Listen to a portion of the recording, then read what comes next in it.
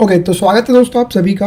और आज हम लोग पढ़ेंगे एनसीईआरटी क्लास 7th की, जिसका चैप्टर 5 अब तक हम लोगों ने कंप्लीट कर लिए। तो आप लोग को आई बटन में क्लिक करना है या फिर इस वीडियो के डिस्क्रिप्शन में जाना है, आपको वो वीडियोस मिल जाएंगे। आज हम लोग मेनली डिस्कस करेंगे जो ईश्वर से अनुराग है ना। क्योंकि आप लोग को पता है कि लगातार जब हम लोग एक कहानी बनाते हुए चल रहे हैं तो उस कहानी में इम्पोर्टेंस ये है कि अगर आप एक कोई भी इतिहास को कहानी की तरह से समझते हैं तो वो समझना आपके लिए बहुत आसान हो जाता है। तो वैसे ही कहानी के लिए, और जब आप बड़ी बड़ी किताबों को उठाते हो तो किताबों को समझने के लिए आपको क्या होता है, जो बेसिक चीज़ें हैं, जो बेसिक एनसीईआरटी है, उसको अगर आप वर्ड टू वर्ड समझ लेते हो तो आसानी से आप जो बड़ी किताबें हैं उनको समझ पाओगे।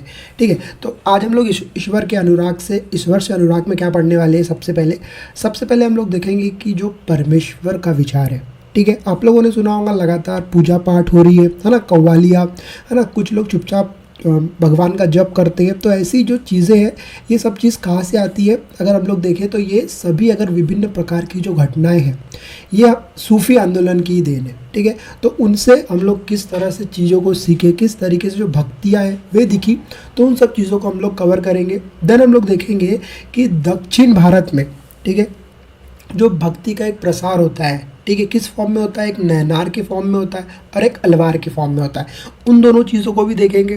देन हम लोग देखेंगे कि जो भक्ति होती है उसमें दर्शन क्या होता है ना।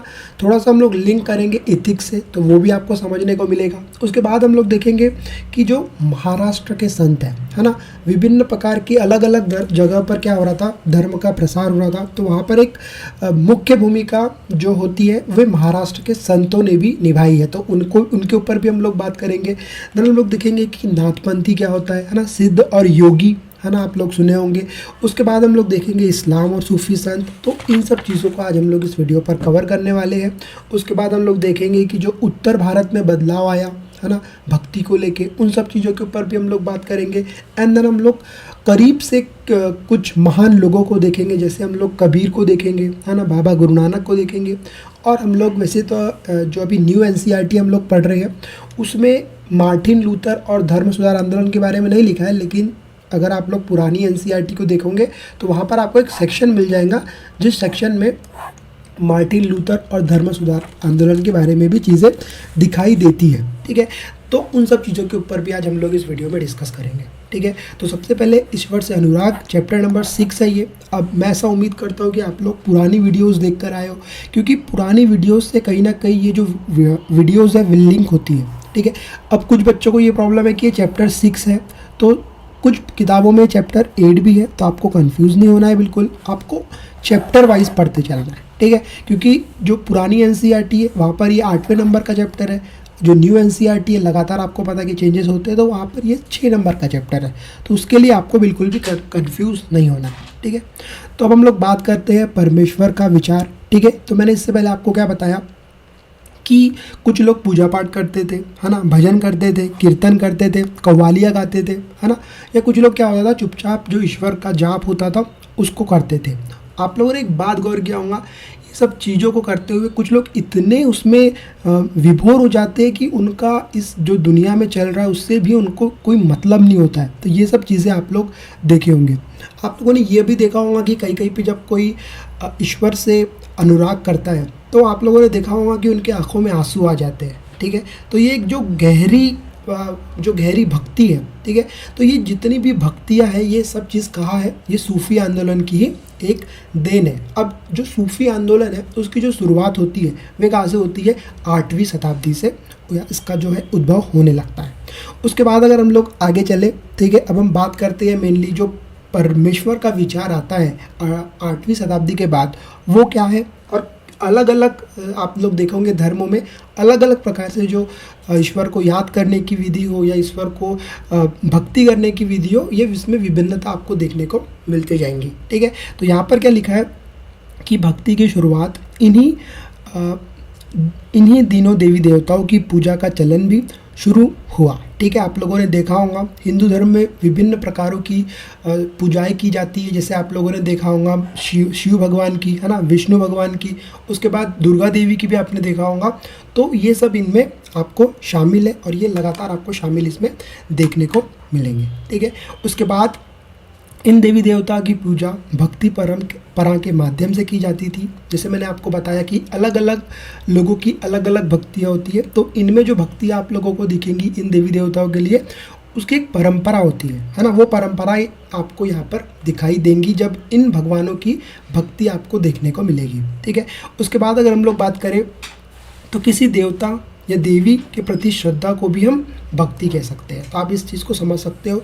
अगर आप जब इथिक्स जैसे सब्जेक्ट को पढ़ते हो तो वहाँ पर आपको भक्ति को समझना होता है, तो आपसे पूछा जा सकता है कि भक्ति क्या होती है। तो आपको वहाँ पे पता होना चाहिए कि इन सब चीज़ों को जब हम किसी भगवान को याद करते हैं तो इन्हीं चीज़ों को हम क्या कह सकते हैं, भक्ति कह सकते हैं, ठीक है। उसके बाद भक्ति मार्ग की चर्चा हिंदुओं के पवित्र ग्रंथ, आपको पता होनी चाहिए, बहुत ही बेसिक, भगवद गीता से ली गई है, या इस भगवद गीता से हम लोग इसकी जो भक्ति के मार्ग को हम समझ सकते हैं, ठीक है। उसके बाद हम लोग समझते हैं कि जो परमेश्वर का विचार हिंदू धर्म में कैसे आया। तो बड़े बड़े राज्यों के उदय होने से पहले वे जो भिन्न भिन्न समूह के लोग थे, ठीक है, वो अपने अपने क्या करते थे, देवी देवताओं की पूजा करते थे। और ये अभी से नहीं, आप लोग को लगता होगा कि अभी ये सब चीज़ें बढ़ रही है, लेकिन आप जब इतिहास को पलट के देखोगे तो ये इतिहास के शुरुआती दौर से ही आप लोग को ये सब चीज़ें देखने को मिलेंगी कि जो देवी देवताओं की पूजा है वे लोग करते हैं, ठीक है। जब लोग नगरों के विकास और व्यापार तथा साम्राज्यों के माध्यम से साथ आते थे, है ना, विभिन्न प्रकार के जो जगह होती थी, जैसे कि गांव, शहर, और ये शहर के सब लोग एक जगह पर मिला करते थे, और ये तरह की जो भक्तियाँ है वे आपको दिखाई उस समय में भी देंगी, और अगर आप लोग अभी देखोगे तो आपको अभी भी ये भक्तियाँ दिखाई देंगी, ठीक है। उसके बाद अब लोग मिलेंगे, तो लोग जब मिलेंगे एक दूसरे से तो क्या होगा, उनकी जो विचार है वे विकसित होने लगेंगे। होता है ना, कभी कभी जब एक दूसरे से आप लोग मिलते हो तो आपके जो विचार है वो विकसित होने लगते हैं। तो ये जो विकसित होती है चीज़ें, ये सब चीज़ें कैसी होती है, लोगों के मिलने और नहीं मिलने से होती है ना। आप अगर लोगों से कम मिलोगे तो आपकी जो विचार है, नए नए विचार नहीं आएंगे, और अगर आप लोग सब लोगों से मिलते रहोगे तो विभिन्न प्रकार के जो आपके क्या बोल सकते हैं उसको हम लोग, विभिन्न प्रकार के जो आपके विचार हैं वे आते जाएंगे। अब विचार अच्छे प्रकार के भी होते हैं, विचार जो होते हैं वे बुरे प्रकार के भी होते हैं। इसलिए आप लोगों को लोगों से मिलना है, और इन सब मिलने के कारण ही जो अच्छी अच्छी चीज़ें आप लोग सीखोगे, ठीक है। उसके बाद अगर हम लोग बात करें तो अनेक लोग ऐसे विचारों के कारण बेचैन थे, इसीलिए वे बुद्ध तथा जैन उपदेशों की ओर उन्मुख हुए। अब आप लोगों ने देखा होगा कि कुछ लोग बहुत कंफ्यूज होते हैं, है ना, किसी पर्टिकुलर धर्म को लेकर क्या होते हैं, कुछ लोग बहुत कंफ्यूज होते हैं। तो उस समय भी ऐसी चीज़ें होती थी। तो उस समय में जब ये सब चीज़ें होती थी, है ना, तो क्या होता था, जो लोग होते थे वो बुद्ध तथा जैन धर्मों की तरफ आकर्षित हुआ करते थे। उसके बाद जिसके अनुसार व्यक्तिगत प्रयासों से सामाजिक अंतरों को दूर किया जा सकता है और पुण्य जन्म के चक्रों से छुटकारा पाया जा सकता है। तब हम लोग पढ़ेंगे डिटेल में कि जैन धर्म क्या होता है ना। उसके बाद हम जब डिटेल में पढ़ेंगे कि आपका बौद्ध धर्म क्या होता है, तो वहाँ पर आप लोग को ये चीज़ें देखने को मिलेंगी कि किस तरीके से वहाँ पर जो धर्म है उसका जो प्रसार है वह प्रसार होता है। उसके बाद पुण्य जन्म के चक्र से छुटकारा पाया जा सकता है। कुछ अन्य लोग परमेश्वर संबंधी इस विचारों से आकर्षित हुए कि यदि मनुष्य भक्ति भाव से परमेश्वर के शरण में जाए तो परमेश्वर व्यक्ति को इस बंधन से मुक्त कर सकता है ना। तो इस तरह की जो आइडियोलॉजी है उन लोगों ने क्या किए, फॉलो करते गए, ठीक है। जैसे अब हम लोग देखें कि श्रीमद् भगवद गीता में वक्त विचार है कि सामान्य सन ईस्वी सन की प्रारंभिक शताब्दियों में लोकप्रिय हो गया था। तो आप लोगों ने जब बड़े बड़े ग्रंथों को आप लोग उठाओगे तो वहाँ पर भी आप लोग को ये सब चीज़ें दिखाई देने को मिलेगी, ठीक है। तो जैसे कि हम लोग ने देखा कि श्रीमद् भगवद गीता में जो एक चीज़ आती है कि विशद धार्मिक अनुष्ठानों माध्यम से शिव, विष्णु तथा दुर्गा को परम देवी देवताओं के रूप में पूजने जाने लगा, ठीक है। उसके बाद साथ साथ भिन्न क्षेत्रों में पूजे जाने वाले देवी देवताओं को शिव, विष्णु या दुर्गा के रूप से माने जाने लगा। इसी प्रक्रिया में स्थानीय मिथक तथा किस्से, कहानियाँ, पौराणिक कथाएँ के अंग बन गए। पुराणों में पूजा की जिन पद्धतियों की अनुशंसा की गई थी उन्हें स्थानीय पंथों से अपनाया जाने लगा। आगे चलकर पुराणों में इस बात का उल्लेख भी किया गया, ठीक है, कि भक्त भले ही किसी भी जाति पंक्ति का हो या सच्ची भक्ति से ईश्वर की प्राप्त कर सकता है। जैसे आप लोगों ने देखा होगा कि अगर इंसान सच्चा है, ठीक है, तो उसको किसी भी तरीके से किसी पर्टिकुलर भगवान की ज़रूरत नहीं होती है। अगर आपके उसके विचार शुद्ध है तो वह किसी भी धर्म में जाकर जो भक्ति है या फिर जो क्या बोल सकते हो, जिन पद्धतियों का उपयोग करके किसी भी धर्म के तरफ आप जाते हो तो उनको वो अपना सकता है। तो यहाँ पर इन सब चीज़ों की डिस्कस की गई है। तो अगर हम लोग बात करें कि भक्ति की विचारधारा इतनी अधिक लोकप्रिय हो गई कि बौद्धों और जैन मंतावलंबियों ने भी इन विश्वासों को अपना लिया। तो कैसे, जब एक धर्म शुरू होता है तो उसको देख कर ऐसे कई धर्मों की जो लोग हैं उनकी विचारधाराओं में परिवर्तन आता है, और ये सब चीज़ें पहले से ही देखने को मिलती है। तो आप लोग देखोगे कि जो बौद्ध धर्म है और उसके बाद जो जैन लोग हैं, उन लोगों ने क्या किए, जो भक्ति की विचारधारा है इतनी वहाँ पर लोकप्रिय हो गई कि इन लोगों ने क्या किया, उसके ऊपर अपना विश्वास अपना लिया। ठीक है, आप एक बात को समझोगे कि कोई भी धर्म में अगर आप हो तो आपके लिए सबसे इंपॉर्टेंट चीज़ वहाँ पर क्या होती है, आपका दृढ़ विश्वास। अगर आप दृढ़ विश्वास के साथ किसी धर्म को फॉलो करते हो तो आपको वहाँ पे जो भक्ति है वे खुद ही खुद आपके अंदर आने लगती है। ठीक है, उसके बाद आप लोग ये चित्र एक में अगर आप लोग देखोगे तो ये जो चित्र है वो भगवद गीता की किसी दक्षिण भारतीय पांडुलिपि से लिया गया है। ठीक है, उसके बाद अब एक क्वेश्चन है, उस क्वेश्चन क्या बोलता है, आज भी आप स्थानीय मिथक तथा किस्से कहानियों की इस प्रक्रिया को व्यापक स्वीकार पाते हुए देख सकते हैं कि आप अपने आसपास कुछ ऐसे उदाहरण ढूंढ सकते हैं। तो अभी भी आपको पता है कि किस तरीके से जो अभी भी आपके आजू बाजू या शहर में या देश में विभिन्न प्रकार की जो भक्तियाँ होती है वो आपको दिख सकती है। तो आप लोगों को एक लिस्ट बनाना है पर्टिकुलर कि कहाँ कहाँ पर अभी आप लोगों को ये सब चीज़ देखने को मिल रही है। ठीक है, ओके दोस्तों, अब हम लोग आगे चलते हैं। तो देखोगे आप लोग कि जो भक्ति है वो देश के विभिन्न क्षेत्रों में फैली। तो वैसे ही एक जगह पर अगर हम लोग देखें तो दक्षिण भारत में भक्ति का एक नया प्रकार आप लोग देखोगे। ठीक है, किस फॉर्म में देखोगे, नैनार और अलवार। ठीक है, तो 7वीं से 9वीं शताब्दी है ना, 7वीं से 9वीं शताब्दी क्या होता है कि बीच कुछ धार्मिक आंदोलन का प्रादुर्भाव हुआ। प्रादुर्भाव मतलब आप इस चीज़ को समझ सकते हो कि स्टार्ट होना। ठीक है, स्टार्ट होना या फिर प्रारंभ होना। ठीक है, प्रारंभ होना हुआ। इन आंदोलन का नेतृत्व किन लोगों ने किया, नैनारों। अब नैनारों को आप लोग क्या कह सकते हो, संत। ठीक है, शिव या फिर संतों। ठीक है, और अलवार यानी कि क्या हो गया, वैष्णव संत। तो आप लोगों को यह जो ऐसे शब्द होते हैं ना, इनको याद रखना है। मैं बता रहा हूँ आपको, डायरेक्टली इन प्रश्नों से क्वेश्चन पूछे जाते हैं। तो आप लोग को बिल्कुल भी ऐसे सब शब्द आते हैं, ऐसे जब कोई भी चीज़ में सब शब्द आते हैं तो आप लोग पर्टिकुलर उसके ऊपर रिसर्च करो और पर्टिकुलर उसकी एक नोट्स बना लो, है ना। उससे क्या होगा, फ्यूचर में जब आप लोग रिवीजन करोगे तो अब देखो, जब हम लोग रिवीजन करेंगे इस पूरी बुक का, तो रिवीजन में हम लोग जब बात करेंगे कि दक्षिण भारत में जो भक्ति का प्रसार हुआ तो वहाँ पर हम लोग डायरेक्टली पढ़ेंगे कि जो क्या है, जो नैनार है। ठीक है, और उसके बाद क्या है, एक क्या है नैनार और एक है अलवार। ठीक है, तो इन दोनों को पहले हम लोग पढ़ेंगे। तो यहाँ पर आप लोग का जो रिवीजन है वो बहुत फास्ट तरीके से हो जाएगा जब आप ऐसे शब्दों के ऊपर या जो पर्टिकुलर इंपॉर्टेंस है उनको अच्छे से पढ़ लेंगे। ठीक है, तो उसके बाद ये संतों ने किया, ये संत सभी जातियों के थे। ठीक है ना, विभिन्न प्रकार की जो जातियाँ थी उन सभी जातियों से ये जो संत थे वे आया करते थे, जिनमें पुलैयो और पनार जैसी अपुष्प समझी जाने वाली जातियों के भी लोग शामिल थे। वे बौद्धों और जैनों के कटु आलोचक थे और शिव तथा विष्णु के प्रति सच्चे प्रेम को मुक्ति का मार्ग बताते थे। ठीक है, उन्होंने संगम साहित्य जैसे कि तमिल साहित्य का प्राचीनतम उदाहरण और सामान्य संत यानी ईस्वी सन की प्रारंभिक शताब्दियों में रचित में साप्ताहिक प्यार और शूरवीरता के आदर्शों को अपनाकर भक्ति के मूल्यों में उनका समावेश किया। तथा अगर हम लोग बात करें, नैनार और अलवार घुमक्कड़ साधु संत थे, मतलब ये लोग लगातार एक जगह से लेकर दूसरे जगह जाते थे, इसलिए इनको क्या कहा गया, घुमंतु कहा गया। और हम लोगों ने घुमंतु पहले भी जब हम लोग 6th क्लास की NCERT को पढ़ रहे थे तो वहाँ पर भी हम लोगों ने देखा है कि जो घुमंतु प्रकार के लोग होते थे उन्हें जो घूमते थे तो उनको क्या कहा जाता था, घुमंतु कहा जाता था। तो यहाँ पर आप लोग देखेंगे कि ये जो साधु संत थे ये भी क्या थोड़े से घुमक्कड़ प्रकार के लोग थे। वे किसी स्थान या गांव में जाते थे, वहाँ के स्थानीय देवी देवताओं की प्रशंसा से सुंदर कविताएं रचकर उन्हें संगीतबद्ध कर देते थे। मतलब एक जगह से दूसरी जगह पे जाते थे, उन लोगों के बारे में लिखते थे, उनके लिए प्यारी प्यारी जो कविताएं हैं वो रचते थे और वे वहाँ से चले जाते थे। इसीलिए इन संतों को क्या कहा गया, इसलिए इन संतों को घुमक्कड़ या फिर घूमने वाले घुमंतु कहा गया।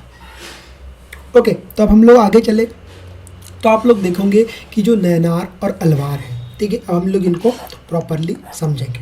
तो कुल मिलाकर 63 नेवार ऐसे थे जो कुम्हार, है ना, उसमें क्या थे, कुछ लोग कुम्हार थे, ठीक है, अशपुक्स कामगार किसान, शिकार सैनिक, ठीक है, शिकारों थे, सैनिक थे, ब्राह्मण और मुर्खिया जैसे अनेक जातियों में पैदा हुए थे। मतलब जो नैनार और अलवार थे, इसमें जो विभिन्न प्रकारों के लोग थे वे किस विभिन्न प्रकार की जो जातियाँ थी उनमें पैदा हुए थे।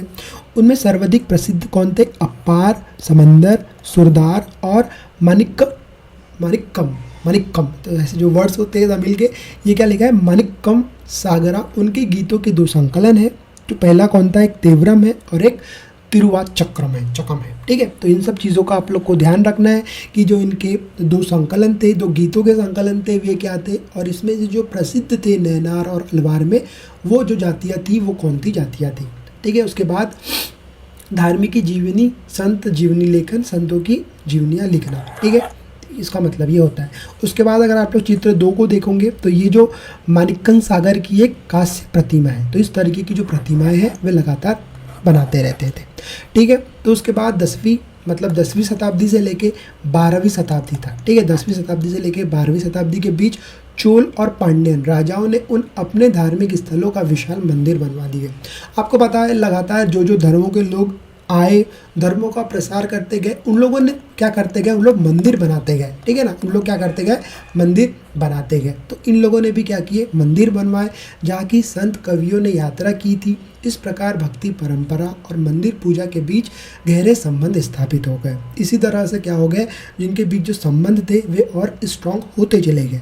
इस प्रकार की भक्ति परंपरा और मंदिर पूजा के बीच गहरे संबंध स्थापित हो गए। यही वह समय था जब उनकी कविताओं का संकलन तैयार किया गया और उनके जो अलावा अलवारों तथा नैनारों संतों की धार्मिक जीवनियाँ भी रची गई। तो ये जो जिस प्रकार के जो संत थे उन लोगों की क्या रची गई, जो जीवन होता था उनके जीवन को रचा गया। और उनके लिए आज हम लोग जब भक्ति परंपरा के इतिहास में लेखन में इन जीवनियों का स्रोत के रूप में उपयोग करते हैं, तो जो आज हम लोग संतों के बारे में पढ़ते हैं तो उन संतों के बारे में भी क्या किया गया, इतिहास और जीवनियाँ रची गई, ठीक है। उसके बाद हम लोग देखेंगे कि जो भक्त और भगवान है, ठीक है, वो क्या होते हैं। तो एक रचना है ये मनिक्कम सागर की, उसको हम लोग देखते हैं। तो यहाँ पर बहुत ही खूबसूरत है, इसको पहले हम पढ़ लेते हैं, फिर हम लोग इसको वर्णन करेंगे। मेरा हाड़ मांस के इस घृणत पुतले में तुम आए जैसे कोई सोने का मंदिर हो। मेरे कृपालु प्रभु, मेरे विश्वतारण, तुमने मुझे सांत्वना देकर बचा लिया। तुमने मेरा दुख, मेरा जन्म मृत्यु का कष्ट और मोह माया हर लिया। तुम मुझे मुक्त कर दिया। ए ब्रह्मानंद, ए प्रकाशनम, मैंने तुमसे शरण ली है और मैं तुमसे कभी दूर नहीं हो सकता। तो इस प्रकार की जो रचनाएं हैं वे आप लोग को लगातार देखने को मिलेंगी। अब एक क्वेश्चन है आप लोगों के लिए, कवि ने भगवान के साथ अपने संबंध को किस तरह से वर्णन किया है। तो ये आपको पढ़ना है और इसको याद भी कर लेना है, क्योंकि जब आप लोग मेंस जैसी परीक्षा लिखोगे, है ना, यूपीएससी मेंस लिखोगे या किसी भी पीसीएस के लिए जब आप मेंस लिखोगे, तो अगर आप लोग इस तरीके की चीज़ों को अगर याद रखते हैं, उसको कोट करते हैं प्रॉपरली, तो वहाँ पर जो एग्जामिनर होता है उसको लगता है कि नहीं, बच्चा पढ़ने के साथ साथ उन जो रचना है उसको भी याद कर रहा है, उसको समझ रहा है। तो उससे आप लोगों को एक्स्ट्रा बेनिफिट्स यहाँ पर देखने को मिल सकता है, ठीक है। उसके बाद हम लोग आगे चलते हैं दर्शन और भक्ति, ठीक है। दोनों को ही समझेंगे कि दर्शन और भक्ति किस प्रकार से फैलते गया और क्या होता है मेनली दर्शन और भक्ति, ठीक है। तो भारत के सर्वाधिक प्रभावशाली दार्शनिकों में एक शंकर का जन्म 8वीं शताब्दी में केरल प्रदेश में हुआ था। वे अद्वैतवाद के समर्थक थे, जिसके अनुसार जीवात्मा और परमात्मा जो परम सत्य है दोनों एक ही है। उन्होंने यह शिक्षा दी कि ब्रह्मा जो एकमात्र का परम सत्य है वह निगुण और निराकार है। शंकर ने हमारे चारों ओर संसार का मिथ्या या माया माना या संसार का परित्याग करने अर्थात संन्यास लेने और ब्रह्मा की सही प्रकृति को समझने और मोक्ष प्राप्त करने के लिए ज्ञान के मार्ग को अपनाने का उपदेश दिया है, ठीक है। तो आप लोग को पता है कि जो ज्ञान प्राप्ति होती है किसी भी धर्म में बोलो आप, है ना, तो उस तरीके की जो चीज़ें है उसका उपदेश, है ना, इन लोगों ने दिया है कि किस तरीके से आप लोग जो शिक्षा की शिक्षा की, उन्होंने जो शिक्षा दी है किस प्रकार की कि जो एकमात्र या परम सत्य है। मतलब आपको ये चीज़ समझना होगा कि किस तरीके से जो जीवात्मा और परमात्मा है उनकी जो भक्ति है वो किस प्रकार से सच्ची है, और इसको अपनाने के लिए वे लोग लगातार लोगों को उपदेश दिया करते थे। उसके बाद रामानुज 11वीं शताब्दी में तमिलनाडु में पैदा हुए। आपको पता पूछा जा सकता है कि जो रामानुज है वे 11वीं शताब्दी में कहाँ पर पैदा हुए, तो आपको बताते आना चाहिए कि वे तमिलनाडु में पैदा हुए थे। ठीक है, वे विष्णु भक्त अलवार संतों के बहुत प्रभावित थे। जो अलवार थे उन लोगों से ये क्या थे, बहुत प्रभावित थे। ठीक है, उसके बाद उनके अनुसार मोक्ष प्राप्त करने का उपाय विष्णु के प्रति अन्यत भक्ति का भाव रखना है। भगवान विष्णु की कृपा दृष्टि से भक्त उनके साथ एकाकार होने का परमानंद प्राप्त कर सकते हैं। रामानुज ने विशिष्ट द्वैतत्व के सिद्धांत को प्रतिपादित किया। उनके अनुसार आत्मा परमात्मा से जुड़ने के बाद भी अपनी अलग सत्ता बनाए रखती है। रामानुज के सिद्धांतों ने भक्ति की नई धारा को बहुत प्रेरित किया, जो परवर्ती काल में उत्तरी भारत में विकसित होते गई। तो जो रामानुज है उन्होंने जो विभिन्न प्रकार के काम किए उसको आप लोग देख सकते हो कि वे किस तरीके से उत्तरी भारत में वे विकसित होते गई। ठीक है, उसके बाद आपको एक क्वेश्चन है कि शंकर या रामानुज के विचारों के बारे में कुछ और पता लगाने का आप लोग को क्या करना है, पता करना है। देखो यहाँ पर तो जब हम लोग पढ़ रहे हैं इनके बारे में कि जो रामानुज है या कोई भी संत है, तो हम लोग एक बहुत बेसिक पढ़ रहे हैं, क्योंकि अभी हम लोग एनसीईआरटी पढ़ रहे हैं। और आप लोग को ये बात लगातार ध्यान में रखना है, ये जो एनसीईआरटी है वो क्लास 7th के लिए है ना। तो एक क्लास 7th क्लास का जो बच्चा होता है ना, एक 7th क्लास का जो बच्चा होता है उसको समझने के लिए अब यहाँ पर प्रॉपर रामानुज के बारे में पूरा इतिहास नहीं पता नहीं लगेगा ना एनसीईआरटी, तो वो आप लोगों को समझना है, वो लगातार आपके मन में होना चाहिए कि आप एक 7th क्लास की एनसीईआरटी पढ़ रहे हो। तो आप ये बिल्कुल नहीं बोल सकते हो कि यहाँ पर इतनी ही चीज़ें दी गई है करके ये क्वेश्चन है। तो ये जो बच्चे भी अगर इन वीडियोज़ को देख रहे हैं या फिर कोई बड़ा भी इस वीडियो को देख रहा है, तो आप लोग ये कोशिश करें कि जब भी हम किसी पर्टिकुलर पर्सन के बारे में पढ़ रहे हैं तो उनके बारे में आप लोग और ज्ञान हासिल करने की कोशिश करते रहें। ठीक है, ओके, तो अब हम लोग आगे चलते हैं। अब हम लोग देखेंगे जो बसवन्ना है या वीर शैववाद है, ये क्या है। तो आप लोगों ने देखा होगा या हम लोगों ने पहले ही पढ़ लिया है कि जो तमिल भक्ति आंदोलन और मंदिर पूजा के बीच क्या संबंध था। ठीक है, हम लोगों ने पहले भी पढ़ चुका है। उसके बाद इसके परिणाम स्वरूप जो प्रतिक्रिया हुई वह बसवन्ना और अल्लामा प्रभु और अक्कम महादेवी जैसे उनके साथियों द्वारा प्रारंभ किए गए वीरशैव आंदोलन से स्पष्ट दिखलाई देती है। यह आंदोलन 12वीं शताब्दी के मध्य में कर्नाटक में प्रारंभ हुआ। कौन सा आंदोलन, अब आप लोग को समझना है, तमिल भक्ति आंदोलन। ठीक है, तमिल भक्ति आंदोलन, ओके, आंदोलन। यह आंदोलन 12वीं शताब्दी के मध्य में, मतलब 12वीं शताब्दी के मध्य में अगर बोल रहा है तो उसका मतलब क्या होता है 1250। लेकिन आप लोग बिल्कुल कभी कभी क्या होता है मध्य में अगर बोल रहा है तो बिल्कुल ये नहीं है कि वो 1250 से ही शुरू होगा। मध्य मतलब हो सकता है वो 46 से भी शुरू हुआ हो सकता है वो 54 से भी शुरू हो। तो इसके लिए आपको बिल्कुल भी कंफ्यूज नहीं होना है।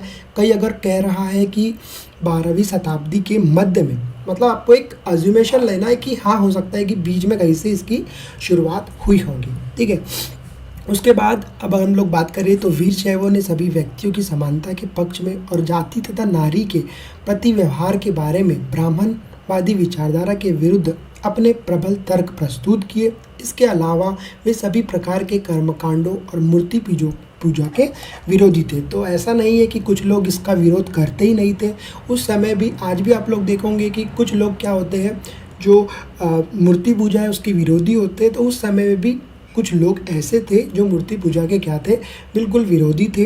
तो आप लोगों ने ये सब देखा कि तमिल भक्ति आंदोलन से हम लोग किस तरह से इन सब चीज़ों को सीख सकते हैं। उसके बाद अगर हम लोग वीरशैवों के वचन है उन वचन को हम लोग देखते हैं। ठीक है, तो उन वचन को देखते हैं हम। कुछ नीचे कुछ वचन या कथन दिए हैं जो बसवन्ना के बताए जाते हैं। ठीक है, अब हम लोग इसको पढ़ेंगे एक बार, फिर आप लोग को इसको समझना है। ठीक है, यहाँ पे क्या लिखा है, धनवान लोग शिव के लिए मंदिर बनाते थे, मैं एक गरीब आदमी हूँ, क्या करूँगा। कितनी खूबसूरत बात है ना कि जो धनवान लोग होते हैं, जो पैसे वाले होते हैं, वे क्या करते हैं, शिव के लिए मंदिर बनवाते हैं। पर हम जैसे लोग है ना, तो गरीब होते हैं। लेकिन अब हम लोग गरीब है तो हम क्या करें। मेरी टांगे खंबे हैं, शरीर तीर्थ मंदिर है, सिर उसकी छतरी है सोने की बनी हुई। जरा सुनो नदी संगम के प्रभु, खड़ी हुई चीज़ें कभी गिर जाएंगी लेकिन चलने वाली सदा चलती रहेंगी। क्या बात है। तो बसवना ईश्वर को कौन सा मंदिर अर्पित करता है, ये आपको बताना है। बहुत ही आसान सा क्वेश्चन है, लेकिन ये क्वेश्चंस को लगातार आपको क्या करना है, खेलते हुए भी चलना है। क्योंकि जब आप आगे बड़ी बड़ी किताबों को पढ़ोगे वहाँ पर ही जब शब्द आएंगे तो ये बहुत आसान हो जाएंगे आपके लिए। ठीक है, अब देखो हम लोगों ने देखा कि दक्षिण में किस तरह से धर्म का प्रसार शुरू हुआ, उस प्रकार से दक्कन में भी जो भक्ति आंदोलन है वे दिखाई देता है। तब हम लोग देखेंगे कि दक्कन में जो भक्ति आंदोलन है वे किस प्रकार से हमको दिखाई देता है। उसके पहले हम देख लेते हैं कि महाराष्ट्र के ज्ञानेश्वर, नामदेव, एकनाथ और तुकाराम जैसे वैष्णव संत कवि भगवान विट्ठल के उपासक थे। ठीक है, भगवान विट्ठल की आराधना ने वारकरी संप्रदाय को जन्म दिया। पंढरपुर की वार्षिक तीर्थ यात्रा पर जोर देता है। विट्ठल संप्रदाय का भक्ति के शक्तिशाली उपादान के रूप में उदय हुआ तथा लोग में काफ़ी लोकप्रिय हुआ। तो आपको ध्यान में रखना है कि जो महाराष्ट्र के जो ज्ञानेश्वर थे या जो उपासक थे वे किस तरह से थे और यहाँ पे किस तरीके से वे लोकप्रिय हुआ। उसके बाद 13वीं से 17वीं शताब्दी तक, ठीक है, 13वीं से 17वीं शताब्दी तक, ठीक है, 13वीं से लेकर 17वीं शताब्दी तक महाराष्ट्र के अनेकानेक संत कवि हुए। ठीक है, आपको पता है महाराष्ट्र में विभिन्न प्रकार के जो संत होते हैं वे अधिकतर क्या होता है महाराष्ट्र से आते हैं।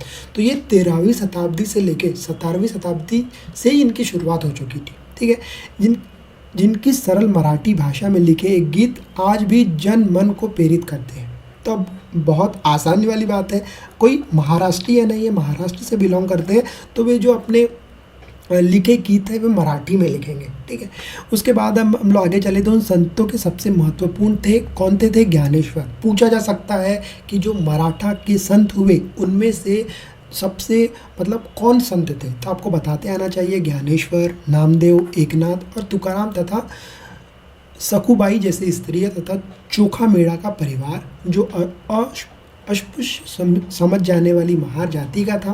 भक्ति का ये क्षेत्रीय परंपरा पंढरपुर में विट्ठल विष्णु का एक रूप है और जन मन में हृदय के विराजमान व्यक्तिगत देव ईश्वर संबंधी विचारों पर केंद्रित थे। उसके बाद इन संत कवियों ने सभी प्रकार के कर्मकांडों, पवित्रता के ढोंगों और जन्म पर आधारित सामाजिक अंतरों का विरोध किया। आप लोग देखोगे कि जो संत होते हैं, है ना, संत जो होता है वो बहुत ही खूबसूरत होता है। खूबसूरत का मतलब क्या है कि उसको अगर कोई चीज़ गलत लगती है तो वह बिल्कुल उसका विरोध करता है और जो सच रहती है उसका साथ देता है। इसलिए मैं आपको बोलूँगा कि जो भी संत है उनके बारे में बहुत पढ़े, क्योंकि उन लोगों ने जो उस समय में लिखा है, आज के भी जो संत हैं जो लिखते हैं वो बहुत खूबसूरत होता है। आप लोग पढ़िए उन सब चीज़ों को तो आप समझ पाओगे कि जो जीवन का मोल है ना वह आपको वहाँ से समझ में आएगा। ठीक है, क्योंकि उनका जो एक्सपीरियंस होता है वो बहुत ज़्यादा होता है, वो एक्सपीरियंस के बल पे जो आपको बात बताते हैं ना वो बहुत ज़्यादा अच्छी होती है। ठीक है, उसके बाद यहाँ तक कि उन्होंने सन्यास के विचारों को भी ठुकरा दिया। तो कुछ ऐसे संत थे जो कि इन सब चीज़ों को क्या करते थे, विरोध करते थे। तो देखोगे कि आप लोग कई जो संत थे उन्होंने जो सन्यास के जो विचार थे उसको भी क्या किया, ठुकरा दिया। किसी भी अन्य व्यक्ति की तरह रोजी रोटी कमाते हुए परिवारों के साथ रहने में वे विनम्रतापूर्ण ज़रूरतमंद साथी व्यक्तियों की सेवा करते थे, जीवन बिताने को अधिक पसंद किया। ठीक है, मतलब इस तरह की जो चीज़ें हैं उनको क्या किया, इन लोगों ने जो महाराष्ट्र में जो संत हुए उन लोगों ने क्या किया, इसका विरोध किया। उन्होंने इस बात पर भी बल दिया कि असली भक्ति दूसरों के दुखों को बांटकर, है ना, किस चीज़ों को, दूसरों को दुखों को जब आप बांटते हो और उनके दुखों को आप जब लेते हो तो आपको समझ में आएगा कि आपके दुख तो उनके सामने कुछ है ही नहीं। तो इन सब चीज़ों को क्या किए जो महाराष्ट्र के संत हैं, ज्ञानदेव जैसे, ठीक है, ज्ञानदेव, एकनाथ जैसे, इन्होंने इसका विरोध किया और ये बताया कि आप लोग लोगों के सुख दुख में ही बांटकर आगे ज़िंदगी को बहुत ही खुशहाल तरीके से जी सकते हैं। उसके बाद इसके एक नए मानवतावादी विचार का उदय हुआ, जैसे कि सुप्रसिद्ध गुजराती संत नरसिंह मेहता ने कहा है कि वैष्णव जन तो तने कहिए पीर पराई जाने रे। ठीक है, तो आप लोगों को ये सब चीज़ें बहुत ही जब लिखी होती है तो इसको क्या करना है, कोट करना है ना। तो क्योंकि जब आप एग्जामिनेशन में ये सब चीज़ें लिखोगे तो क्या खूबसूरत आपका इम्पैक्ट पड़ेगा, क्या लगेगा, हाँ क्या लिखे हो। तो इन सब चीज़ों को आप लोगों को लगातार अपनी नोट्स में लिखना है और इसको याद करना है, ठीक है। उसके बाद अगर हम लोग आगे चले तो सामाजिक व्यवस्था पर प्रश्न चिन्ह, ठीक है। संत तुकाराम का एक अभंग मराठी भक्ति गीत है। मैं एक बार इस मतलब पूरे गीत को पढ़ता हूँ, कोशिश करेंगे हम इस चीज़ को समझने की। दो दीन दुखिया पीड़ितों को अपना समझता है वही संत है, क्योंकि ईश्वर उसके साथ है। वह एक प्रति व्यक्ति को अपने दिल से लगा कर रखता है। क्या बात है। वह एक दास के साथ भी अपने पुत्र जैसा व्यवहार करता है। तो आपको समझ में आएगा कि जो संत है वह ईश्वर के लिए बता रहे हैं कि वह ईश्वर जो है वो अपने जो उनके दिए हुए जो हम लोग हैं उनके लिए वो क्या सोचता है। तुकाराम का कहना है, मैं यह कहते कहते कभी नहीं थकूँगा, मैं यह कहते कहते कभी नहीं थकूँगा, कभी नहीं थकूँगा, ऐसा व्यक्ति सर्वेश्वर है, ठीक है। तो ये सब चीज़ें हैं जो उन लोगों ने बताई उस समय में। तो यहाँ पर आप लोग को दिखेंगे ये चोखा मेड़ा के पुत्र द्वारा रचित एक अभंग दिया गया है, उसको भी हम लोग पढ़ेंगे। हमने हमें नीची जाति का बनाया, मेरे महाप्रभु तुम सव्य को यह स्थिति स्वीकार करके तो देखो। हमें जीवन भर जूठन खानी पड़ती है, इसके लिए मेरे प्रभु तुम्हें शर्म आनी चाहिए। तुम तो हमारे घर में खा चुके हो, तुम तो हमारे घर में खा चुके हो, तुम इससे कैसे इनकार कर सकते हो। ये क्वेश्चन उठा रहे हैं। चोखा का बेटा कर्मा मेला पूछता है, तुमने मुझे ज़िंदगी क्यों दी। तो इस तरह के जो प्रश्न है वे चोखा मेड़ा के जो पुत्र द्वारा रचित की गई है उनने ये पूछे हैं, ठीक है। अब आपके लिए एक क्वेश्चन मैं छोड़ के जा रहा हूँ कि इन रचनाओं में अभिव्यक्त सामाजिक व्यवस्था के विचारों के बारे में आप लोग को क्या करना है, चर्चा करना है। उसके बाद अगर हम लोग आगे चले तो आप लोग को कुछ ऐसे सिद्धांत देखने को मिलेंगे जैसे कि नाथपंथी हो गया, सिद्ध और योगी, ठीक है। तो अब हम लोग इसको पढ़ते, पहले आप ये चित्र नंबर 3 को देख लो कि आग के आसपास जो हो इन लोगों का एक समूह है, ठीक है, तपस्वियों का एक समूह है। इस काल में अनेक ऐसे धार्मिक उभरे जिन्होंने साधारण तर्क वितर्क का सहारा लेकर रूढ़िवादी धर्म में कर्मकांडों और अन्य बनावटी पहलुओं तथा समाज व्यवस्था की आलोचना की।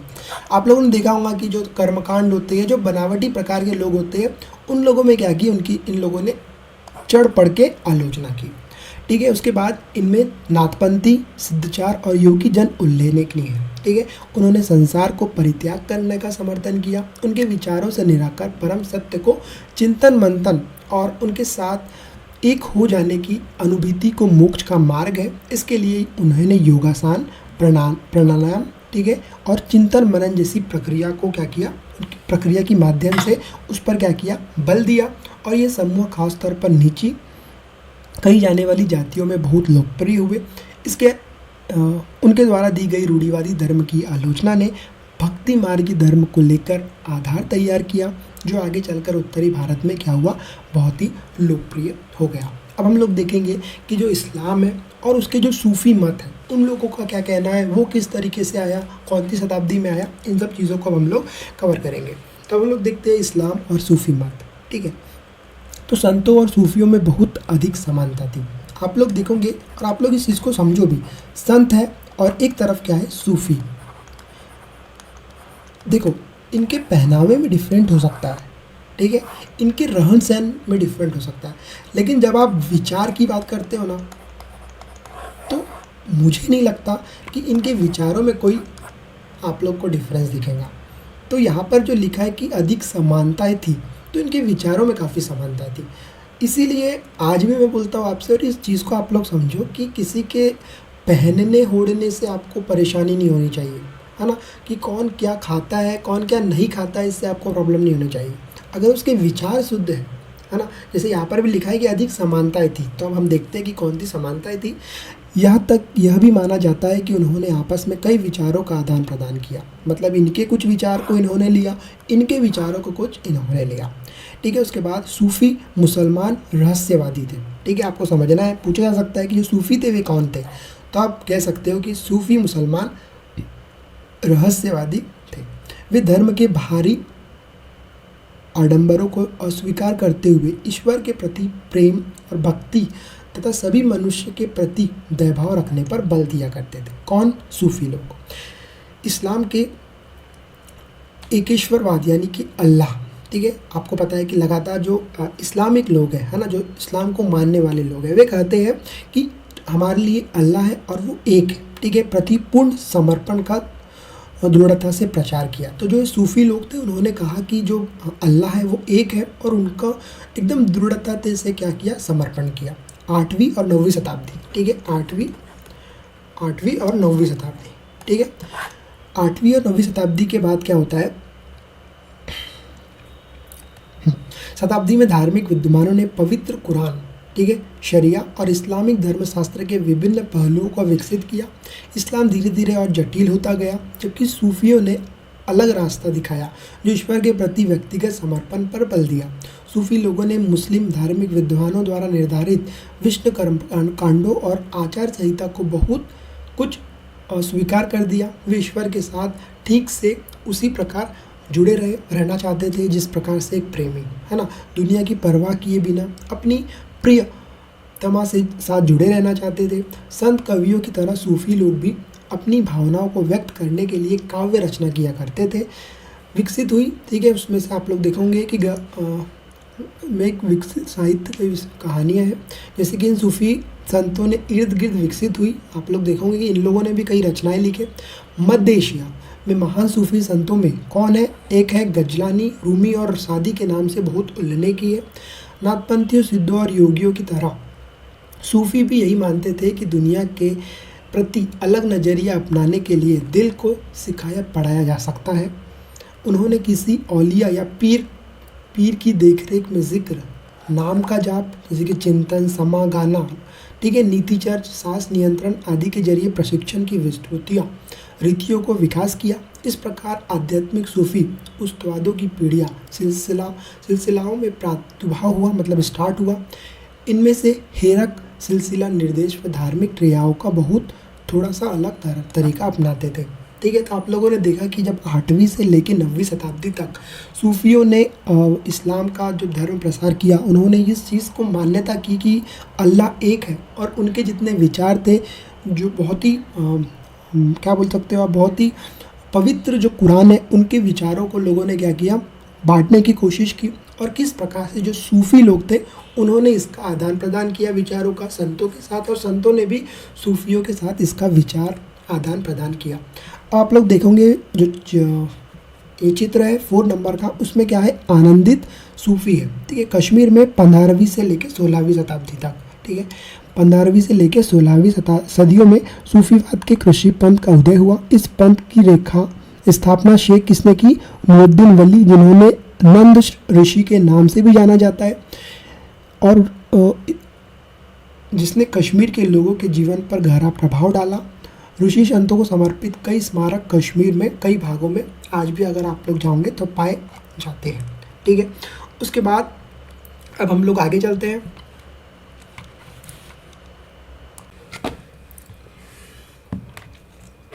ओके, तो हम लोग चलेंगे आगे। तो आप लोग देखोगे जो चित्र 5 है, ठीक है, इसमें क्या दिया है, कुरान की पांडुलिपि से लिया गया एक पृष्ठ है।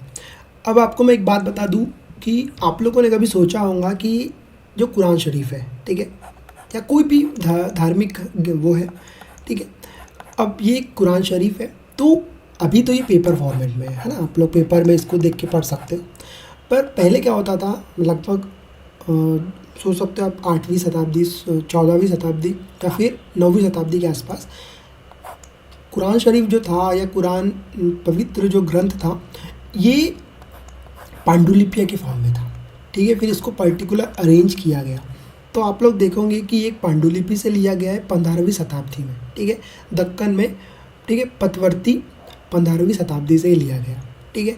तो ये हुआ। उसके बाद अब खानकाह क्या होता है, आपने अभी भी सुना होगा इस शब्द को कि सूफ़ी संत जहाँ सूफ़ी अंत अक्सर रहते थे उनको हम क्या कहते हैं, खानकाह कहते हैं, ठीक है। क्या कहते हैं, खानकाह, ठीक है, खानकाह,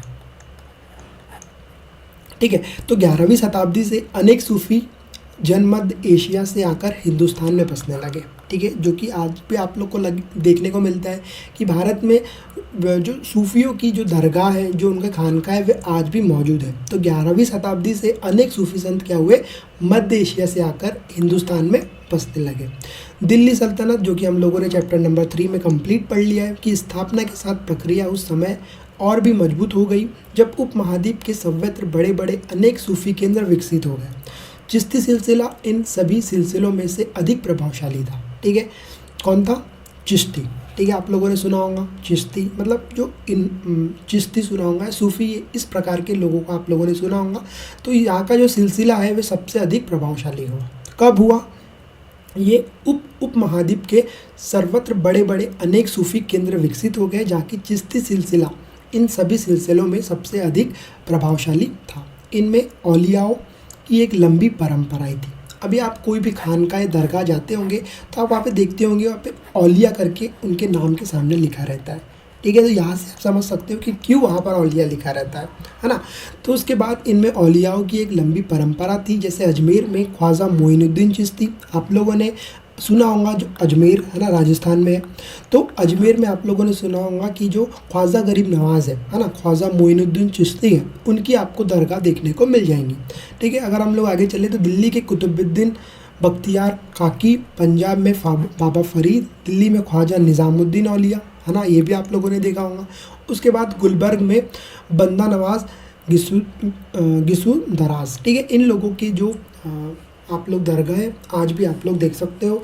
आज भी ये जो इनके जो बनाए गए दरगाह है आज भी स्थित है। आप लोग ज़रूर अगर कभी अजमेर शरीफ जाए तो वहाँ पर देखें, और कभी आप लोग अगर दिल्ली जाते हो तो हज़रत निज़ामुद्दीन भी आप लोग जा सकते हो, है ना। अगर आप कभी पंजाब जाते हो तो आप बाबा फरीद की भी जो दरगाह है वहाँ पे जा सकते हो।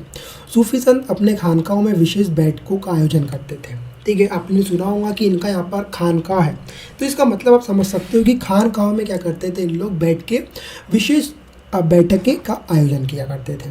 सभी प्रकार के भक्तगण, जिनमें शाही घरानों के लोग तथा अभिजात और आम लोग भी शामिल होते थे। ठीक है, आप लोगों ने लगातार सुना होगा कि जब बात आती है इस्लाम धर्म की, है ना, तो इस्लाम धर्म में एक चीज़ को बहुत आगे रखा गया जाता है कि अगर एग्जाम्पल के तौर पे अगर कहीं पर मीटिंग भी हो रही है, या फिर एग्जाम्पल के तौर पर अगर हम लोग समझे तो एक मस्जिद में अगर नमाज़ चल रही है ना, और वहाँ पर अगर नमाज़ पढ़ रहे हैं सभी लोग, है ना, सभी लोग ऐसा आपने देखे होंगे कतार में नमाज़ पढ़ते हैं, तो ये पहले से ही चला आ रहा है। अभी भी आप लोग इस चीज़ को देखोगे कि ये जो इसको क्या बोलते हैं, इसको सफ़े बोलते हैं ना, रो है ये। ठीक है, रो होती है। तो इस रो में अगर कोई गरीब है तो वो भी पहले नंबर पे खड़े हो सकता है, कोई भिखारी है वो भी पहले नंबर पे खड़ा हो सकता है, कोई अमीर है तो वो भी पहले नंबर पे खड़े हो सकते हैं। तो आप देख सकते हो कि सभी लोगों को धर्म में एक जैसा दर्जा है। ठीक है, तो ये चीज़ यहाँ पर भी की जाती थी। उसमें आम लोग भी शामिल होते थे और जो शाही घराने के लोग थे वे भी इसमें शामिल हुआ करते थे। इन खानकाहों में आते थे, वे आध्यात्मिक विषयों पर चर्चा भी करते थे, अपनी दुनियादारी की समस्याओं को सुलझाने के लिए संतों से आशीर्वाद भी मांगते थे, अथवा संगीत तथा नृत्य के जलसों में भी शामिल होकर वे चले जाते थे। तो इन सब चीज़ों को आप लोग इस्लाम धर्म में देखोगे। ठीक है, उसके बाद जब आप पढ़ोगे, अक्सर लोग ये समझते थे कि सूफ़ी औलियों के पास चमत्कारी शक्तियाँ होती थी, है ना। आज भी आप लोग को ऐसी कई कहानियाँ बताई जाती है कि इनके पास चमत्कारिया शक्ति है। तो ये सब चीज़ें उन लोगों को लगता था कि इनके पास बहुत ही चमत्कारिया शक्ति है। तो उन चमत्कारी शक्तियों के कारण क्या होता था, लोग उनसे और आकर्षण होते थे। ठीक है, जिनमें आम लोगों को बीमारियों तथा तकलीफ़ों से छुटकारा मिल सकता है। तो लोग दूर दूर से उनके दिल में या उनके पास जो बीमारियां होती थी, जो तकलीफ़ें होती थी, उस तकलीफ़ों को छुटकारा पाने के लिए लोग दूर दूर से उनसे मिलने आया करते थे। आज भी आप सुनते होंगे कि कई लोग आज भी दरगाहों पर जाते हैं अपनी दिल की ख्वाहिशों को लेकर। तो ये चीज़ें आज भी आपको देखने को मिलेंगी। सूफी संत की दरगाह एक तीर्थ स्थल बन जाता था, है ना। जैसे अभी आप लोग देखोगे कि जितने भी सूफी संत की दरगाह है वे क्या बन गया, एक टूरिस्ट प्लेस या फिर तीर्थ स्थल में बन चुका है।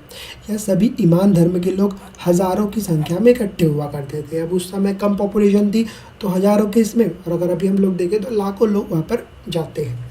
अब हम लोग देखेंगे कि 6 नंबर का 2 है, तो यहाँ पर क्या है, सभी पृष्ठभूमियों के भक्त सूफी दरगाह पर जाते हैं और उनको ये क्या होता है, पर्टिकुलर एक जन आशीर्वाद देता है ना। तो ये सब चीज़ें आप लोग को देखने को मिलेगी। उसके बाद अगर हम लोग आगे चले तो हम लोग तो देखेंगे मालिक प्रभु की खोज किस प्रकार से हुई। ठीक है, तो जलाउद्दीन रूमी 13वीं शताब्दी। ठीक है, आपको याद रखना है, जलाउद्दीन रूमी, ठीक है। ये 13वीं शताब्दी के महान सूफी और शायर था। वह ईरान का रहने वाला था और उसने फ़ारसी में काव्य रचना की। उसकी कृति का उदाहरण प्रस्तुत है। वह ईसाइयों की सूली पर नहीं मानता था, ठीक है। वह ईसाइयों की सूली पर नहीं था। मैं हिंदू मंदिरों में गया, वहाँ भी उसका कोई नामो निशान नहीं था। न तो वह ऊंचाइयों में मिला, न ही खाइयों में। मैं मक्का में काबा भी गया, वह वहाँ भी नहीं था। मैंने उसके बारे में दार्शनिक एविसेनो से पूछा, वह एविसेनो की पहुँच से परे था। मैंने अपने दिल में झांका, यही उसकी जगह थी। मैंने उसे पाया और कहीं नहीं था। होता है ना, आजकल इस परेशानी कठिनाइयों के जीवन में हम जगह जगह जाते हैं और ढूंढते हैं कि भगवान हमें कहीं तो मिल जाए। पर जब हम इतनी जगहें ढूंढ लेते हैं, इतनी जगहों को जब हम विज़िट कर लेते हैं, आने के बाद जब हम 5 मिनट बैठते हैं और सोचते हैं कि भगवान तो कहीं पर भी नहीं है, भगवान हमारे दिल में है। और वो चीज़ जिस दिन आपने समझ ली ना कि भगवान आपके दिल में है, उस दिन आपकी जो भक्ति है वे भी सच हो जाएंगी, आपकी जो इच्छाएं हैं, परेशानियां हैं, वे भी दूर हो जाएंगी। तो जो अलाउद्दीन रूमी थे, उन्होंने बताया कि भगवान कहीं पर भी नहीं है, भगवान दिल में है और वो कहीं हो भी नहीं सकता, वो आपके दिल में ही है, ठीक है। तो उसके बाद हम लोग आगे चलेंगे कि उत्तर भारत में धार्मिक बदलाव भी देखे गए। उससे पहले हम लोग देख लेते हैं चित्र 7 को। 16वीं शताब्दी में बंगाल के एक भक्ति संतो, इन्होंने कृष्ण राधा के प्रति निष्काम भक्ति या भाव उपदेश दिया। इस चित्र में आप उनकी अनुयायियों के एक समूह को आनंद में नाचते गाते देख सकते हैं, ठीक है। उसके बाद हम लोग आगे चले तो 13वीं सदी के बाद उत्तरी भारत में भक्ति आंदोलन की एक नई लहर आई। एक ऐसा युग था जब इस्लाम, ब्राह्मणवादी हिंदू धर्म, सूफी मत, भक्ति की विभिन्न धाराओं और नाथपंथियों, सिद्धों तथा योगियों ने परस्पर एक दूसरे को प्रभावित किया। हमने देखा है कि राज्यों, जैसे कि हम लोगों ने चैप्टर 2, 3 और 4 में पढ़ा है कि राज्यों का उद्भव हो रहा था, नए नए राज्य बन रहे थे, नए नए शहर, नए नए गाँव, और अपने लिए नए नए व्यवस्था और नई नई भूमिकाएँ खोज रहे थे। ऐसे लोग विशेष रूप से शिल्पी, कृषक, व्यापारी और मजदूर थे। इन नए संतों के विचार को सुनकर इकट्ठे हुए जाते थे और फिर उनके विचार को वे क्या करते थे, प्रचार करते थे। जैसे आपने सुना होगा, कोई एक पर्टिकुलर इंसान आता है, वे 10 लोगों से मिलता है ना, 10 लोगों से वो मिलता है और फिर ये 10 लोग क्या करते हैं, 100 लोगों से मिलते हैं। इस प्रकार से विचार क्या होते हैं, उनका विचारों का प्रचार होता है, ठीक है। उनमें से कबीर और बाबा गुरु नानक जैसे कुछ संतों ने भी आडंबर पूर्ण रूढ़िवादियों को स्वीकार कर लिया। तुलसीदास और सूरदास जैसे कुछ अन्य संतों में विद्यमान विश्वास तथा पद्धतियों को स्वीकार करते हुए उन्हें सबकी पहुंच में लाने का प्रयत्न किया। तो ये जो आप लोग सुनोगे ना, जो कबीर हुए, जो महान बाबा गुरु नानक हुए, इन लोगों ने धर्म का प्रचार प्रकाश बिल्कुल खुलकर और ज़बरदस्त तरीके से किया, जिसका परिणाम आज आपको देखने को मिल जाएगा, ठीक है। उसके बाद अगर हम लोग आगे चले तो तुलसीदास ने ईश्वर को राम के रूप में धारण किया। अवधि पूर्व उत्तर प्रदेश की बोली में लिखी गई तुलसीदास की रचना रामचरित्र मानस उनके भक्तिभाव की अभिव्यक्ति और साहित्य कृति दोनों ही दृष्टियों से महत्वपूर्ण है। सूरदास श्री कृष्ण के अत्यंत भक्त थे। उन्होंने रचनाएं सारावली और साहित्य लहरी में संग्रहित एक उनके भक्ति भाव को अभिव्यक्त करती है। असम में शंकरदेव 15वीं शताब्दी जो इन्हें समकालीन थे, वे विष्णु की भक्ति पर बल दिए थे और असमिया भाषा में कविता तथा नाटक लिखते थे। उन्होंने ही नामघर, कविता पाठ और प्रार्थना घर स्थापित करने की पद्धति चलाई जो आज तक चल रही है, ठीक है। तो इन सब चीज़ों को हम लोगों ने देखा।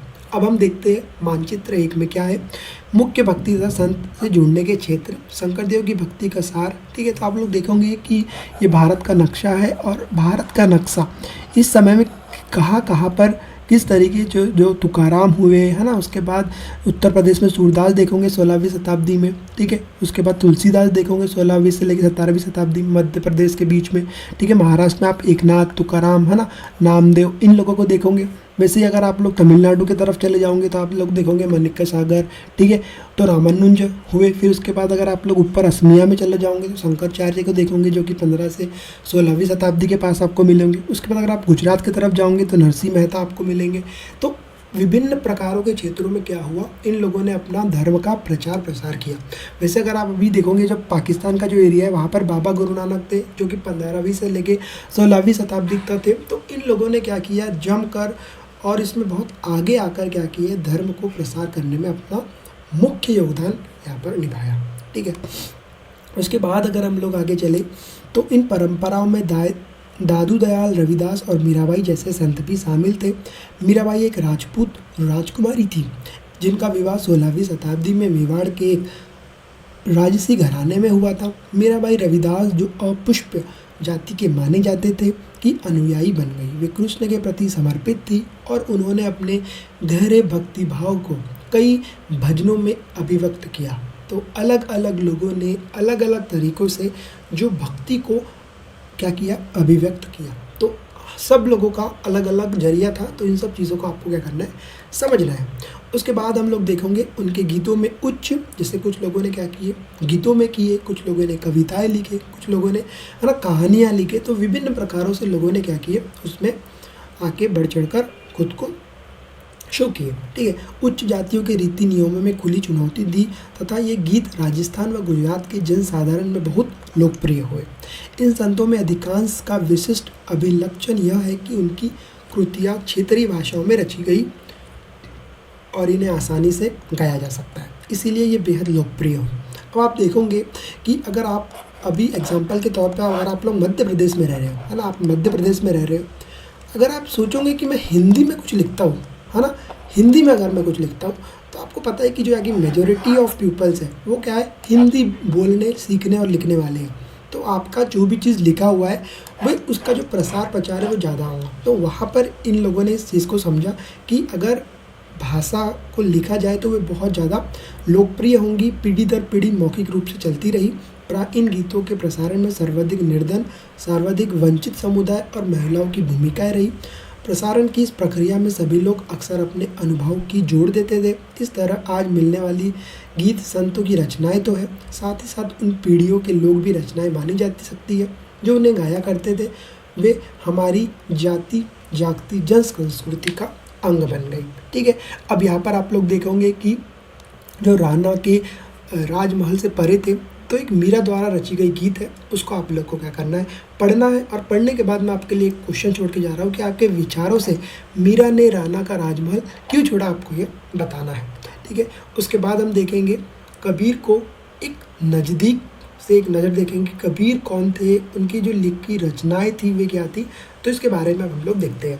तो कबीर संभवत 15वीं से लेके 16वीं शताब्दी तक, ठीक है, 15वीं से लेके 16वीं शताब्दी में थे। वे एक आध्यात्मिक प्रभावशाली संत थे। उनका पालन पोषण बनारस में या उसके आसपास के एक मुसलमान जुलाहा यानी बुनकर परिवार में हुआ था। उनके जीवन के बारे में हमारे पास बहुत कम विश्वसनीय जानकारियाँ हैं। हमें उनके विचारों की जानकारियाँ उनकी सखियों और पदों के विशाल संग्रह से मिलती है, जिनके बारे में यह कहा जाता है कि इनकी रचनाएं तो कबीर ने की थी, परंतु ये घुमंतु भजन गायकों द्वारा गाए जाते थे। इनमें से कुछ भजन गुरु ग्रंथ साहब, पंचवानी और बिजक से संग्रहित एवं सुरक्षित है, ठीक है। तो आप लोग देखोगे कबीर की एक रचना है, तो ये आपको पढ़ लेना है। हम कोशिश करते हैं इसको पढ़ने की। अलह राम जीव तेरे नाई, बंदे ऊपरी मिहर करो मेरे साई, क्या ले माटी भूई सु, मोरे क्या जल दे न्याय, जो करे मकसिन तवा सतावे, गुण ही रवे छिपाए, ब्राह्मण व्यासी करे 24, काजी महरन जान, ग्यासन मास जुदे क्यों किए, एक ही माही समान, पूर्वी दिशा हरी कबासा, पश्चिम अलहू मुकाम, दिल में खोजी दिल बेहतरी, इरा रह रहीमान। तो ये आपको समझना है, ठीक है। उसके बाद आपको अब जब आप लोग पढ़ते हो, समझते हो इन सब चीज़ों को, तो बहुत आसान हो जाता है। अगर आप हिंदी साहित्य की बात करो तो ये सब चीज़ों को आपको समझना है। अब एक के लिए आपके लिए क्वेश्चन है और एक चित्र जो है उसको भी हम समझा देते हैं कि कार्य पर काम करते हुए कबीर है, ये इसको क्या बोलते हैं, करगे बोलते हैं, इसके ऊपर वो काम कर रहे हैं। तो इन दोहों में दिए गए विचार किस रूप से बसवना और जलालुद्दीन रूमी के विचारों को समानता या भिन्नता करते हैं, आपको बताना है। उसके बाद अब हम लोग देखते हैं कबीर के उपदेश प्रमुख धार्मिक परंपराओं की पूर्ण प्रचंड अस्वीकृति पर आधारित थे। उनके उपदेशों में ब्राह्मणवादी हिंदू धर्म और इस्लाम दोनों ही ब्राह्म आडंबर पूजा के सभी रूपों का मजाक उड़ाया गया था। उनके काव्य की भाषा बोलचाल की हिंदी थी, वे आम आदमियों द्वारा आसानी से समझी जा सकती थी। उन्होंने कभी कभी रहस्यमयी भाषाओं का भी प्रयोग किया जिसको समझना थोड़ा कठिन था। कबीर निराकार परमेश्वर में विश्वास रखते थे। उन्होंने उपदेश दिया है कि भक्ति के माध्यम से मोक्ष यानी मुक्ति प्राप्त हो सकती है। हिंदू तथा मुसलमान दोनों लोग उनके अनुयायी हो गए। तो इस प्रकार से आप समझ सकते हो कि जो कबीर थे वे कितने महान थे और उनकी रचनाओं से हम कितनी चीज़ों को आज सीख सकते हैं और उनकी रचनाओं को उपयोग में लाकर आज हम अपनी ज़िंदगी को किस तरह से बेहतर बना सकते हैं, इस चीज़ को समझना आपको बहुत ज़रूरी है। अब हम देखेंगे बाबा गुरु नानक के ऊपर, ठीक है, उनको समझेंगे, उन्होंने किस तरीके से धर्म का प्रचार किया, है ना, उन सब चीज़ों के ऊपर अब हम बात करेंगे। ओके दोस्तों, तो अभी हम लोगों ने समझा कि जो कबीर का जीवन था और कबीर के जो विचार थे उन्होंने उस विचार को किस तरह से व्यक्त किया। उसी के साथ साथ हम लोग यह भी देखेंगे कि जो बाबा गुरु नानक थे उनको भी एक नज़दीक से हम लोग देखेंगे कि उन्होंने अपने विचार से किस प्रकार से जो सिखों का आप लोग समझते हो कि किस प्रकार से सिख लोग आज भी आप लोग अगर देखोगे तो अगर हम लोग भारत की बात करें तो सबसे ज़्यादा अगर कोई दान देता है या कोई खाना खिलाता है तो उसमें सिखों का नंबर पहले नंबर पे आता है। तो ये वहाँ से शुरू हुई चीज़ें, उन सब चीज़ों को हम लोग देखेंगे बाबा गुरु नानक के इसमें। उससे पहले हम एक जो यहाँ पे आपको चित्र दिख रहा है उस चित्र को समझ लेते हैं। तो ये चित्र उस समय का है, लगभग आप लोग देख लो कि 14 शताब्दी मतलब 1450 के आसपास से लेके 1540 के आसपास, मतलब 14वीं शताब्दी के मध्य से, है ना, उस समय की इमेज है। तो यहाँ पर क्या कर रहे हैं, जो आपको बाबा गुरु नानक दिख रहे होंगे वे अपने अनुयायियों को, मतलब वहाँ पे जो लोग थे उनको वो किसी प्रकार से शिक्षा प्रदान कर रहे हैं। ठीक है, तो ये एक धार्मिक अनुभवों से चर्चा कर रहे हैं। कौन कर रहे हैं? बाबा गुरु नानक कर रहे हैं। ठीक है, तो अब बाबा गुरु नानक का जो जन्म हुआ वो कब हुआ? 1669 से लेके 1539 तक के बीच में इनका जो पूरा काल था वो था। उसके बाद अगर हम लोग बात करें तो उनके बारे में हम यही अधिक अभी तक तो जितना भी इतिहासकारों ने लिखा तो यही अगर हम लोग जानते हैं कि 1469 से लेके कब तक 1539 था। मतलब अगर हम लोग इसको समझने की कोशिश करें तो लगभग 14वीं शताब्दी के मध्य से लेके 15वीं शताब्दी के मध्य तक। ठीक है, उसके बाद अगर हम लोग इनके जन्म की बात करें तो इनका जन्म कहाँ पे हुआ था? करतारपुर में हुआ था, है ना, करतारपुर में हुआ था, जो कि अगर हम लोग अभी देखें तो ये पाकिस्तान में है ना। पाकिस्तान में कहाँ पर है? तो अगर हम लोग समझने की कोशिश करें तो रावी नदी के तट पर है ना। तो वहाँ पर इनका डेरा हुआ करता था। ठीक है, और वहीं से यहाँ पर इनके ऊपर जो इतिहास है वहीं से इनको जो चीज़ें मिली तो यहाँ पर हम लोग उसको पढ़ पा रहे हैं। ठीक है, उसके बाद अगर हम लोग आगे चले तो एक केंद्र स्थापित करने से पहले उन्होंने कई यात्राएं की। जैसे मैंने आपको बताया कि जो कबीर थे ना, संत कबीर भी थे जो घुमंतु प्रकार के थे। एक जगह पर वो अपने विचार बांटते थे, फिर लगातार वो दूसरे जगह पर जाते थे, इसलिए उनको क्या कहते थे? घुमंतु टाइप के लोग कहते थे। ठीक है, तो यहाँ पर एक ही जगह पर जब बाबा गुरु नानक का जन्म हुआ तो वो एक ही जगह पर उन्होंने अपनी जीवन नहीं निकालते हुए वे लगातार कई यात्राएं वो पहले कर चुके थे। ठीक है, तो जो ये भी एक बोल सकते हैं कि घुमंतु प्रकार के व्यक्ति थे। ठीक है, उसके बाद अगर हम लोग बात करें आगे तो उन्होंने अपने अनुयायियों के लिए करतारपुर में एक नियमित उपासना पद्धति अपनाई। ठीक है, जिसके अंतर्गत उन्हीं के शब्द भजनों को गाया जाता था। मतलब जो उनके भजन थे वहाँ पर उनके भजनों को गाया जाता था। उनके अनुयायी अपने अपने पहले धर्म या जाति अथवा लिंग भेद को नज़रअंदाज करके सांझी रसोई में इकट्ठी होते थे और खाते पीते थे। आज भी अगर आप लोग अमृतसर जाओगे तो आपको एक दिखेगा कि अमृतसर में लोग मिलते हैं, इकट्ठे होते हैं, फिर वहाँ पे इकट्ठे होने के बाद क्या होता है? खाना बनता है और सभी लोगों को निःशुल्क भाव से और निःशुल्क में खाना खिलाया जाता है। तो ये उस समय से ही चला आ रहा है ना। अभी नहीं है कि अभी लोग आ रहे हैं सामने और लोग खाना बांट रहे, नहीं, ये पहले से ही मतलब बाबा गुरु नानक के दौर से ये सब चीज़ें चली आ रही है, ठीक है। और वहाँ पर जो लोग इकट्ठे होते हैं, खाना बनाते हैं और साथ में खाना खाते हैं, उसको हम लोग क्या कह सकते हैं, उसको हम कह सकते हैं लंगर कह सकते हैं ना, लंगर कहते हैं हम लोग उसको। फिर उसके बाद अगर हम लोग देखें तो बाबा गुरु नानक ने उपासना और धार्मिक कार्यों के लिए जो जगह नियुक्त की थी उसको हम लोग क्या कहते हैं, धर्मशाल कहते हैं। तो ये दोनों ही शब्दों का आपको ध्यान में रखना है, पूछा जा सकता है डायरेक्टली। अगर हम लोग पीसीएस की बात करो तो ऐसे क्वेश्चंस डायरेक्टली एनसीईआरटी से आते हैं कि लंगर किसे कहा जाता है, ठीक है। तो ये अब आपको अगर गुरु द्वारा पूछा जाएगा तो आप बता दोगे, लेकिन जो लंगर शब्द है वे यहाँ से निकला है। और लंगर और अगर हम लोग धर्मशाल को मिला दे तो अभी आप लोग जिसको गुरुद्वारा कहते हो उन दोनों ही मतलब लंगर प्लस धर्मशाल जहाँ पर होता है उसको हम लोग क्या कहते हैं, गुरुद्वारा कहते हैं, ठीक है। उससे हम लोग आज के दौर पर अगर हम लोग कहें तो हम उसको क्या कहते हैं, गुरुद्वारा कहते हैं। अब 1539 में क्या हुई, इनकी मृत्यु हो गई। पूर्व बाबा गुरु नानक ने एक अनुयायी को अपना उत्तराधिकारी चुना, ठीक है। इसका नाम लहन था, ठीक है। ये आपको याद रखना है, जो उन्होंने उत्तराधिकारी नियुक्त किया था उसका नाम क्या था, लहना, ठीक है। ना ये ना लहना, ठीक है। उसके बाद अगर हम लोग आगे बात करें, लेकिन ये गुरु अगंद के नाम से भी जाने जाते हैं। मतलब आप लोगों ने सुना होगा कई बार कि जो ये लहना है उनको कभी कभी क्या कहा जाता है, गुरु अगंद भी कहा जाता है, ठीक है। अगर हम लोग आगे चले तो उससे पहले हम लोग ये देख लेते हैं ये इमेज क्या है। तो बेसिकली एक गुरु ग्रंथ है ना, आप लोगों ने सुना होगा सिख धर्म में एक गुरु ग्रंथ होता है, उसकी एक पांडुलिपि है। आपको ये बात समझना चाहिए, जैसे मैंने पहले भी बात किया था जब हम लोग इस्लाम धर्म की बात कर रहे थे, तो वहाँ पर जो पांडुलिपियाँ मिलती है तो वो पांडुलिपियाँ थी पहले, है ना, लोगों ने पत्थरों पे लिखे, लोगों ने पथरालों पर लिखे। एंड देन फिर उसको जब लोग आए, लोगों में समझदारी बढ़ती गई तो उसको क्या किया गया, पेपर फॉर्मेट में उतारा गया।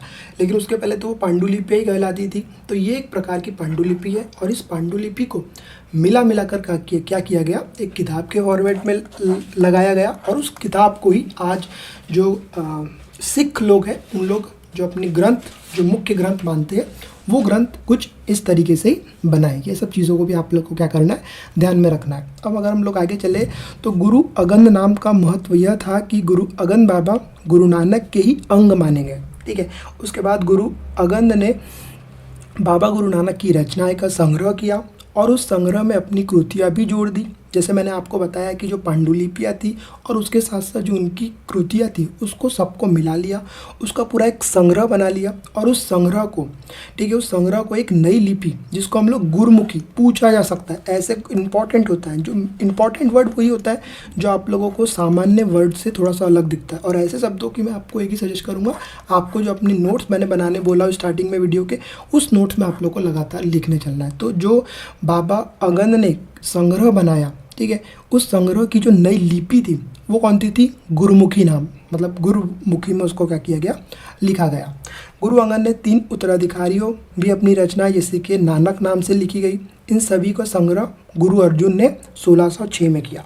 अब देखो यहाँ पे चीज़ों को समझने वाली इंपॉर्टेंट क्या है, बाबा का जो मृत्यु हुई वो कब हुई, 1539 में हुई। उसके लगभग आप लोग ले लो 40 से 45 साल बाद क्या हुआ, ये जितनी भी चीज़ें थी उसको संग्रह किया गया।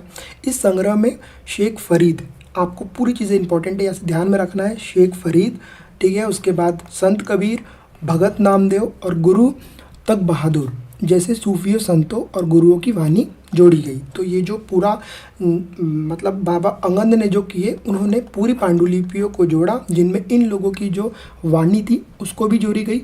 और लगभग उसके 100 साल बाद मतलब 1706 में इस वस्त्र संग्रह को गुरु तेग बहादुर के पुत्र व उत्तराधिकारी गुरु गोविंद सिंह ने प्रमाणित किया। तो ये इस तरह से आपको जो मैं आपको बता रहा हूँ लगातार कि कहानी को समझना होगा आपको, किस तरह से 1939 में उनकी किस तरह से 1539 में उनकी मृत्यु हुई। उसके लगभग 60 साल बाद क्या हुआ, पूरी चीज़ों को मिलाए बाबा अंगद ने।